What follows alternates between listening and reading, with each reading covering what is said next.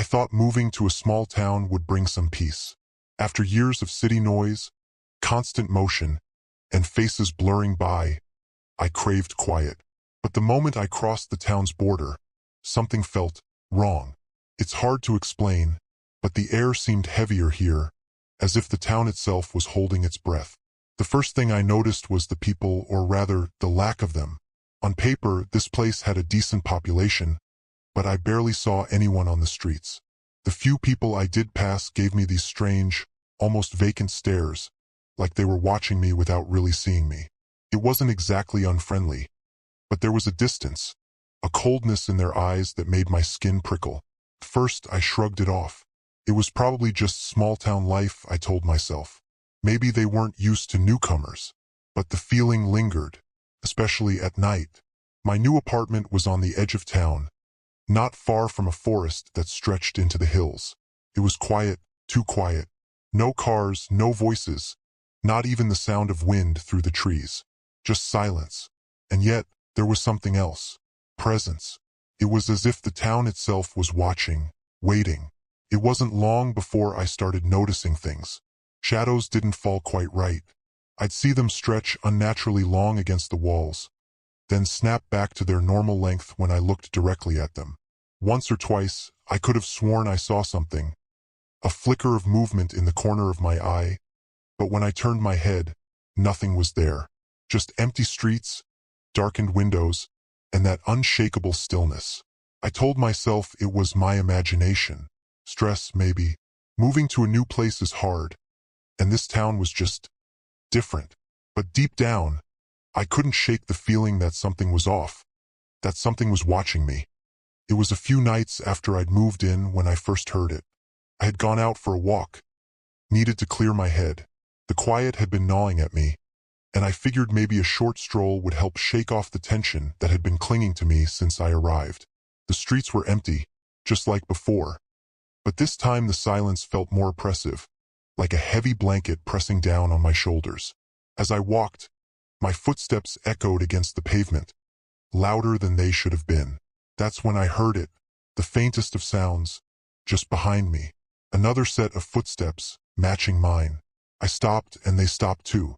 I stood still for a moment, listening, the night so quiet I could hear my own heartbeat in my ears. Maybe it was just an echo. This town had strange acoustics, I told myself. I started walking again, slower this time, focusing on the rhythm of my steps. There it was again, a soft, almost hesitant tap-tap-tap right behind me, like someone was trying to mimic my pace. I turned quickly, expecting to see someone there, maybe one of the locals. But the street was empty, not a soul in sight, just darkened windows and a few flickering streetlights. I shook it off, forcing a laugh. "You're just spooking yourself," I muttered under my breath. It was probably nothing, maybe an animal or a trick of sound. I started walking again, faster this time, but the footsteps returned, closer now, keeping pace with me. It wasn't an echo. Someone or something was there. I rushed back to my apartment, slamming the door behind me, heart pounding in my chest. For a few minutes, I just stood there in the dark, listening, waiting. Nothing. No footsteps. No sounds. Just the heavy, suffocating silence. But the feeling stayed. That sense of being watched. It was like a weight pressing on my back, cold and constant. Every time I was alone in my apartment, I felt it. I'd hear doors creak open, slow and deliberate, though I was sure I'd locked them. Objects would shift, ever so slightly, like someone had brushed past them. And once, as I lay in bed, I swear I felt something cold touch my arm. A soft, icy caress that made my blood freeze. I didn't dare move. I just lay there, eyes wide open in the dark, listening for any sound, any hint that I wasn't alone. But there was nothing. Only that terrible, constant feeling that someone was there, just out of sight, watching me, waiting. I wish I could say that night was the worst of it, but it wasn't. Things only got worse. The feeling of being watched, the footsteps, the strange touches, it all intensified. And no matter how hard I tried to brush it off, to convince myself that it was just stress, I couldn't. The fear had rooted itself deep inside me. A few nights later, I woke up suddenly, heart pounding in my chest. At first, I didn't know why, but then I heard it breathing. Slow, steady, and far too close. My eyes shot open, and I held my breath, straining to listen. It was right next to me, like someone was lying there in the dark, just inches away. I could almost feel the air shift with each breath. I bolted upright, fumbling for the light. The room flooded with a weak, yellow glow, but there was no one. The space beside me was empty, the air still, the silence absolute. Yet I could still hear it in my head, that soft, steady breathing. I barely slept after that. The mirrors were the next thing. I don't know when I first noticed it, but one day, I caught something out of the corner of my eye as I passed by the bathroom mirror. A dark figure, just a flash. My breath caught in my throat, and I stopped, staring at my reflection. Nothing was there, but the image of that shadow burned in my mind. After that, every reflective surface became a source of dread. I started catching glimpses of it everywhere. In windows, the TV screen, even in the shiny metal of the faucet. It was always just at the edge of my vision. A tall, dark shape that would vanish the moment I turned to face it directly. It felt deliberate, like it was taunting me, showing itself only when it knew I couldn't catch it.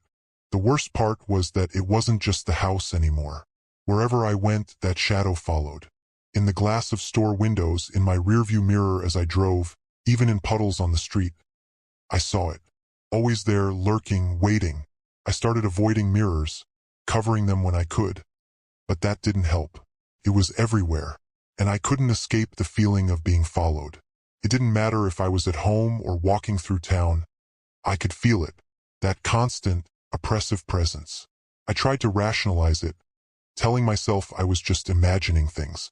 Maybe I was overtired, overworked, and my mind was playing tricks on me. But then, how could I explain the footsteps, the breathing, the cold touch that still haunted me at night? The shadow wasn't just in my head. It was real. Paranoia seeped into every part of my life. I jumped at every creak, every shift of light. The dark corners of my apartment became unbearable, and I started leaving the lights on at all hours, hoping to keep whatever it was at bay.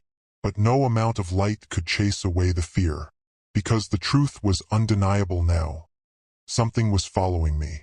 Something unseen, something dark, and I had no idea how to stop it. I couldn't live like this anymore. The constant fear, the sleepless nights, the feeling that something was always lurking just behind me. It was driving me insane. I had to find answers. I had to know what was happening to me, why this was happening. There had to be a reason. I started asking around, but getting people in this town to talk was like pulling teeth. Most of them just looked at me the way they always did, with that distant, almost vacant stare, muttering something vague before walking away. But there were a few, just a few, who gave me a different look. A look that sent a chill down my spine. They knew something. I could see it in their eyes. I began digging through old town records, spending hours in the local library, poring over dusty newspapers and faded documents. At first, it was just the usual small-town gossip. Old scandals, petty crimes, nothing that explained the overwhelming darkness that seemed to follow me. But then I found it, hidden deep in the archives, in a small, barely legible article from decades ago. I stumbled upon the first piece of the puzzle, a disappearance. A young man about my age had moved here years ago. He vanished without a trace, just a few weeks after arriving. His belongings were left untouched in his apartment. No sign of struggle, no evidence of foul play. The case was closed, but what stood out was the mention of his behavior before he disappeared. How he had become paranoid, insisting that something was following him, watching him. I felt a cold knot form in my stomach as I read those words. His story sounded all too familiar. From there, it was like the floodgates opened. I uncovered more stories, more disappearances. People who had come to the town, all new faces like me who had started seeing things, hearing things. They all claimed to feel an overwhelming presence, a dark figure that followed them, haunted them. And then, without fail, they all vanished. The disappearances stretched back years, decades even. Some cases were quiet, unremarkable, quickly forgotten. Others were more disturbing. Stories of people found wandering the streets in the dead of night, talking to themselves, convinced they were being hunted by something unseen. They, too, were never heard from again. There were whispers, of course, rumors passed down through generations. Some said the town was cursed, that something evil had taken root here long ago, feeding off the fear of anyone foolish enough to move in. Others spoke of a vengeful spirit, a dark entity bound to the town, drawn to outsiders like a predator to prey. As I dug deeper, I felt the presence around me grow stronger, more oppressive. It was like whatever was following me knew I was getting closer to the truth. I started hearing that familiar breathing again, even in broad daylight. Doors would slam shut on their own, as if something wanted to trap me inside. And the shadow, I saw it everywhere now. No longer confined to the edges of mirrors, it lurked openly in the corners of rooms, just out of reach, watching. I wasn't the first to experience this. Others had felt it before me, and if I didn't figure out how to stop it, I knew I would end up just like them. Another name in the town's forgotten history, another face that vanished into the shadows. I thought I could outrun it, that if I kept moving, if I never stayed in one place too long, it wouldn't catch me. But I was wrong. I couldn't hide from it, couldn't escape it. Whatever was following me, whatever had haunted those before me, it was relentless, and it was coming for me. The signs had been growing worse by the day.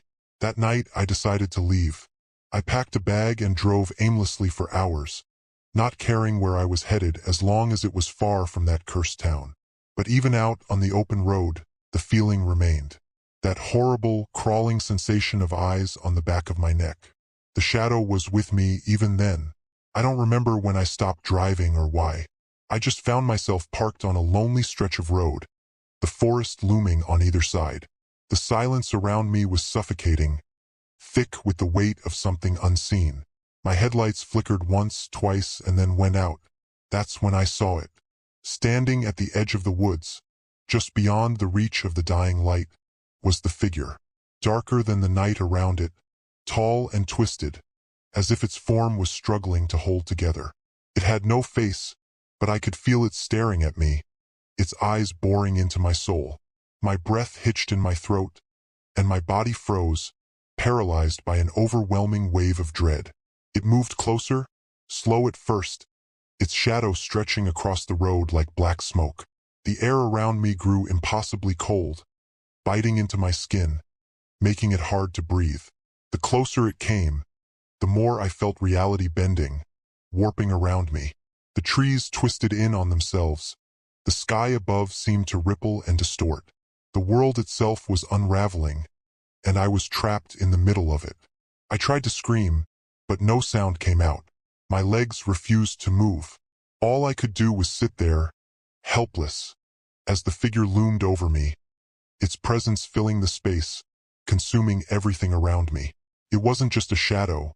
It was something ancient, something beyond human comprehension, a force of darkness that had been here long before me, long before anyone. The air vibrated with a low hum, a sound that seemed to come from everywhere and nowhere all at once. And then it spoke.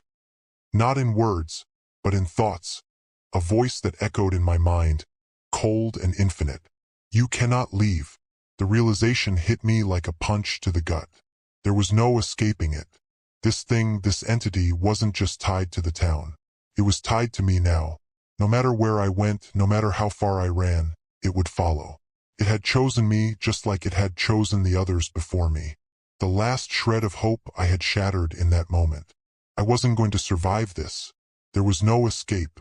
The thing didn't need to kill me outright. It would wear me down, break me slowly, just as it had done to all the others. And when it was finished, I would disappear just like them. I don't remember getting out of the car, but suddenly I was standing there, face to face with the shadow. The cold wrapped around me, sinking into my bones, and the world seemed to fade away. Everything blurred, twisted, became nothing but darkness and fear. I felt its hand, if you could call it that, touch my shoulder. A wave of cold surged through me, freezing my mind, my thoughts. The world flickered. a strobe of terror, and I knew in that moment I was lost.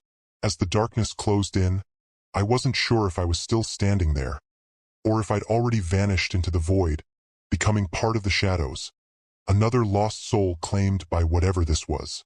And then there was nothing, nothing but silence, and the cold, forever,